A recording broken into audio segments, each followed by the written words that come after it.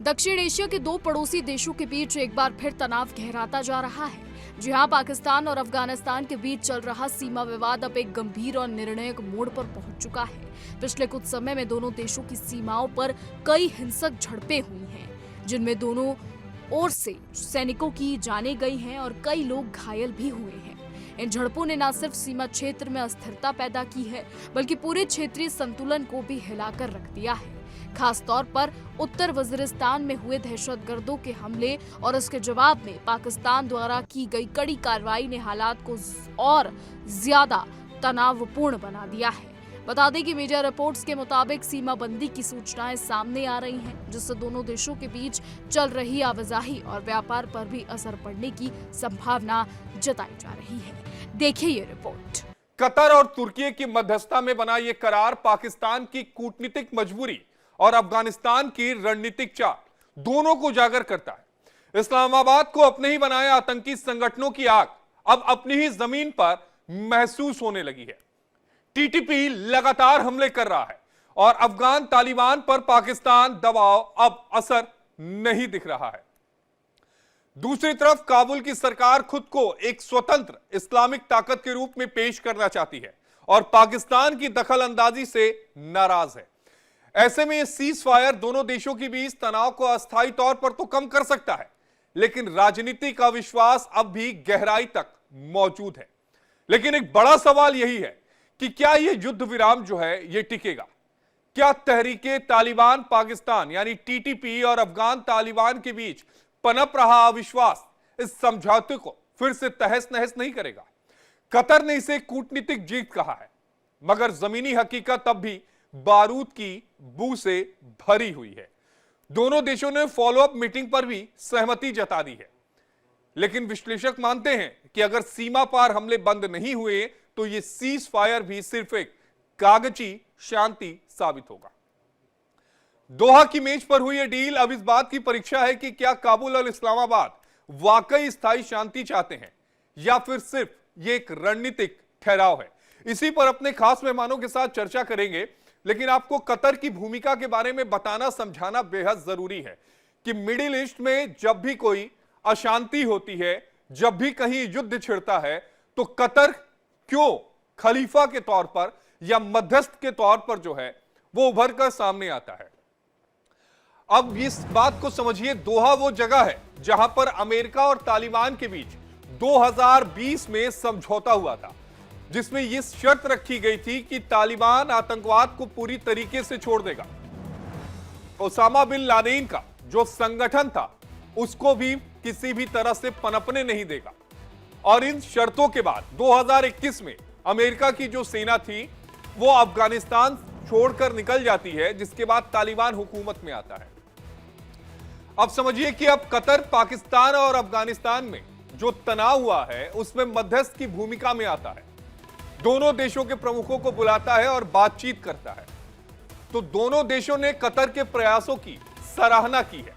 अब एक बड़ी दिक्कत यही थी कि दोनों ही इस्लामिक कंट्री हैं, लिहाजा मिडिल ईस्ट में कोई भी इस्लामिक कंट्री किसी एक इस्लामिक कंट्री का अगर साथ देती है तो दूसरी इस्लामिक कंट्री नाराज हो जाएगी।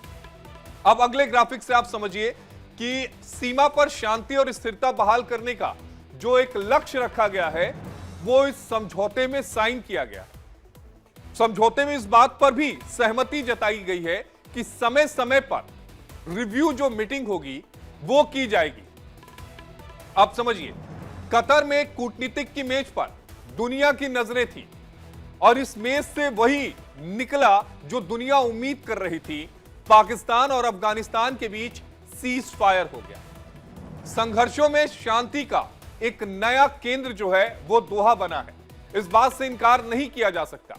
मिडिल ईस्ट में इससे पहले जो भी संघर्ष हुए हैं वो समझौते की टेबल पर दोहा में ही आए हैं। केवल इजराइल और हमास का जो समझौता था वो मिस्र के काहिरा में हुआ, क्योंकि इजराइल ने कतर में हमला किया था, वो भी उस जगह पर जहां पर हमास का प्रमुख था। अब आपको अगला ग्राफिक्स दिखाते हैं कि दोहा की बैठक शांति या जंग का फैसला। यह सवाल इसलिए बड़ा हो जाता है क्योंकि अगर पाकिस्तान नहीं रुका तो तनाव जो है वो और बढ़ेगा। हमने 48 घंटों का सीज फायर भी देखा था, लेकिन उन सीज फायर की जब डेडलाइन बढ़ाई गई तो पाकिस्तान की तरफ से अफगानिस्तान में बमबारी कर दी गई। 3 पाकिस्तान के क्रिकेटरों की मौत हो जाती है, कुल 13 लोगों की मौत हुई।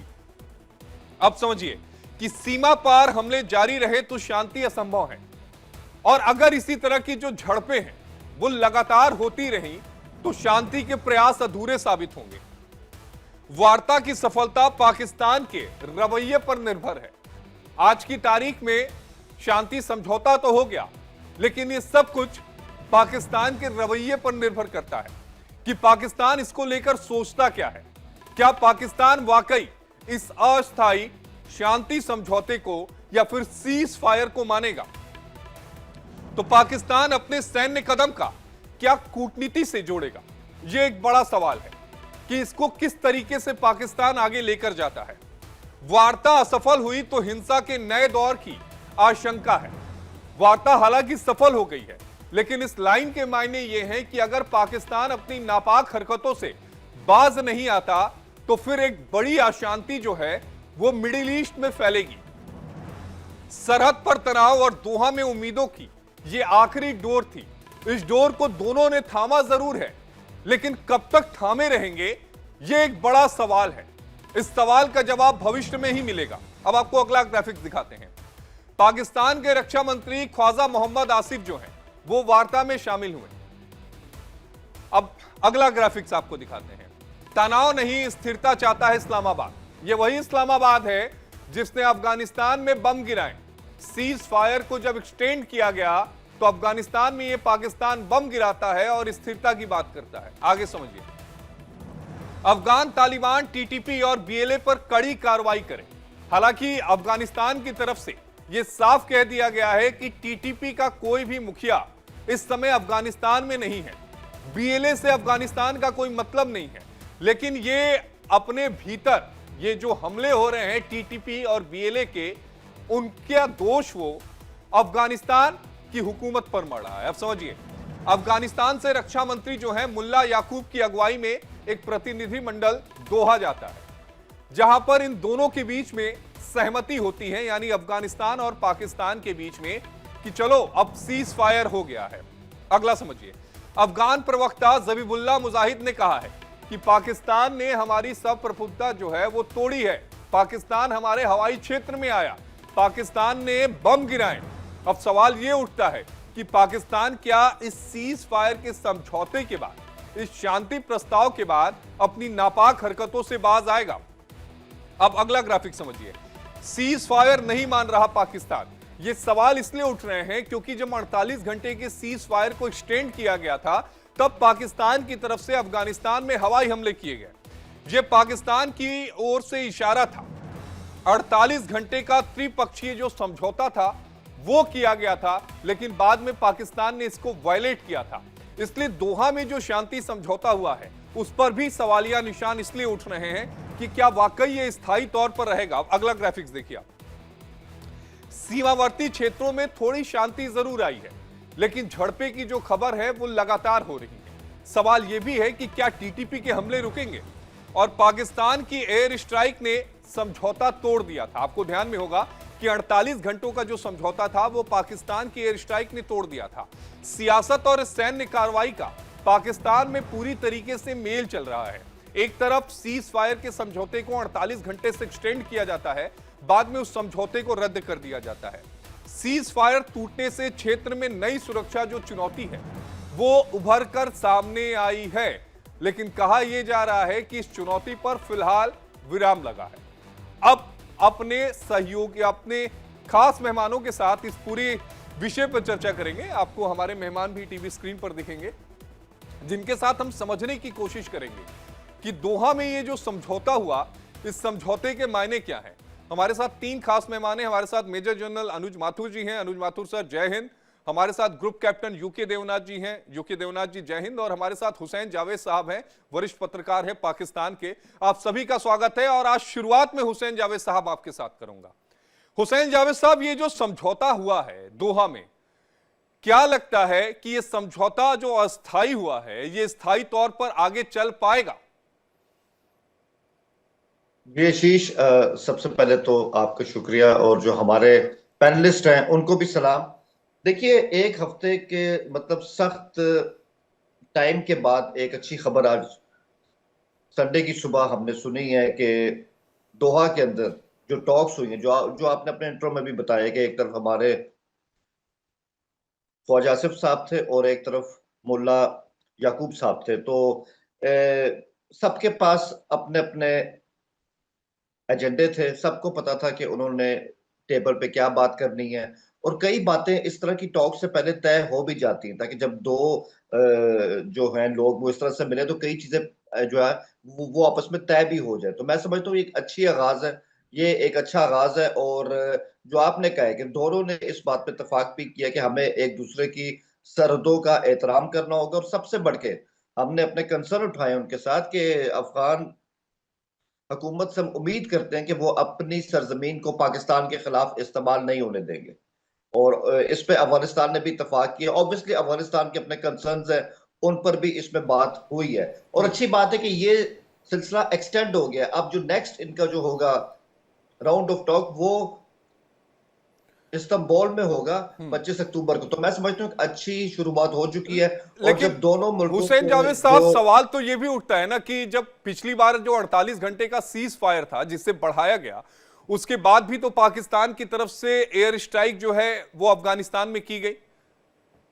देखें आशीष, फर्क पड़ता है कि आप देखें ना कि दोनों अतराफ से जो लोग मिले हैं वो डिफेंस मिनिस्टर्स हैं, तो इनकी अपनी अहमियत होती है। तो अब हम इनको ये नहीं कह सकते कि जूनियर लेवल के अफसरान हैं वो मिले हैं, उन्होंने आपस में इस तरह की बात की, तो मामला आगे जा रहा है। और इसमें एक तरह की पॉजिटिविटी भी आ रही है। और मत भूलें, ये आपने अपने इंट्रो में भी कहा है और ये हकीकत भी है, इसमें कतर ऑन बोर्ड है। उनका हम जितना शुक्रिया अदा करें उतना कम है। उनका हमेशा एक कंसर्न रहता है इस्लामी दुनिया के हवाले से कि इनके दरमियान इख्तलाफात को जितना पाटा जाए उतना अच्छा होगा। और उसमें तुर्की का भी रोल बहुत अच्छा। और एक चीज मैं ऐड करूंगा, इसमें जो मलेशिया के पीएम हैं अनवर अजीज साहब, उनका भी बहुत ही पॉजिटिव रोल है। उन्होंने भी आगे बढ़ के कहा है कि अगर किसी भी स्टेज पे हमारी इमदाद की जरूरत पड़ती है कि हम आपके लिए एक ऐसा माहौल बनाए, एक ऐसा कंड्यूसिव एनवायरनमेंट बनाए जहां पे काबुल इस्लामाबाद बात करें, तो हम भी हाजिर हैं। तो मैं समझता हूँ प्रॉब्लम है, हम ये इसमें आज कह नहीं सकते हैं कि बिल्कुल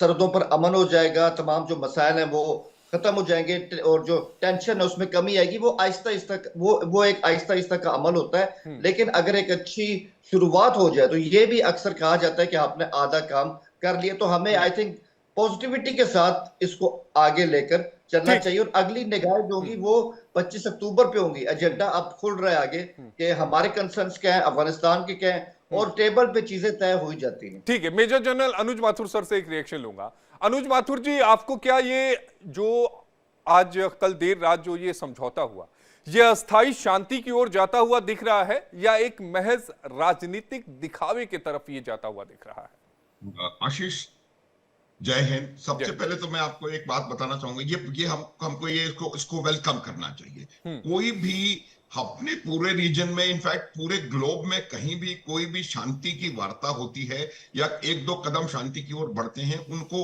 हमें बहुत पॉजिटिवली और बहुत अच्छे तरीके से, जैसे कि हुसैन जावेद साहब कह रहे हैं, उस तरीके से इसको लेने की आवश्यकता है। अब आपका प्रश्न देखिए, मुझे जो नजर आ रहा है वो ये है कि ये रक्षा मंत्रियों के स्तर पर ये बातचीत हो गई है, लेकिन इसको ग्राउंड पे ट्रांसलेट करना इतना आसान काम नहीं होगा। देखिए, जिस प्रकार से वहां पर जो समस्याएं हैं, आप जब तक उन मूल समस्याओं का निदान नहीं ढूंढेंगे, तब तक पहली बात तो आपको वो समस्या को मानना पड़ेगा। आपको ये मानना पड़ेगा कि डूरंड लाइन एक बहुत बड़ी समस्या है, और डूरंड लाइन का जो इतिहास रहा है वो हम सब जानते हैं। तो उसके ऊपर जब तक सकारात्मक बातचीत नहीं होगी, तब तक मुझे नहीं लगता कि इसका कोई आगे ये बहुत परमानेंट एवरलास्टिंग पीस होने वाली है। दूसरी चीज ये होती है कि जिस प्रकार से टीटीपी के लड़ाके हैं, या जिनको आप जो भी कुछ कहना चाहते हैं, वो क्या उन पे इसका कितना असर होगा? क्या वो टीटीपी अपना पूरा काम जो हमले कर रहे हैं, या जिस प्रकार से वो पाकिस्तान की नहीं, लेकिन अनुज माथुर सर, क्षमा चाहता हूं आपको रोकते हुए, आप टीटीपी का जिक्र कर रहे हैं, लेकिन सवाल तो यह है, जब अफगानिस्तान की हुकूमत यह कहती है कि टीटीपी से उनका कोई वास्ता नहीं, तो इस समझौते में टीटीपी आता कहां है? कहीं नहीं है। बिल्कुल बिल्कुल, मैं समझौते में टीटीपी नहीं आता, लेकिन इस समझौते को डीरेल करने में टीटीपी का बहुत बड़ा हाथ हो सकता है। वो डीरेल कैसे करेंगे? क्या होगा कि टीटीपी को कोई फर्क नहीं पड़ रहा। वो कहते हैं कि भाई ना हम अफगानिस्तान में हैं ना हम यहां पर हैं। वो अगर लगातार हमले, आप मुझे बताएं आशीष कि ये हमला जो एयर स्ट्राइक्स किए पाकिस्तान ने क्यों किए गए? वो इसीलिए किए गए कि उससे कुछ दिन पहले टीटीपी ने मीर अली में पाकिस्तान की सेना के काफिले पर या सेना के चौकी पर हमला किया।